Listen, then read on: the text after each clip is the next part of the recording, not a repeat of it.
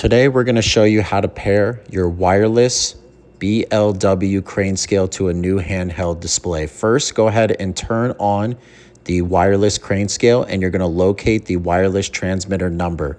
There will be a sticker on the crane scale.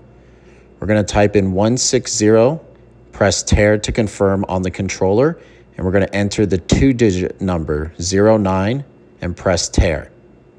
Then we're going to press 119 and press tear, and we're going to enter the 4-digit number.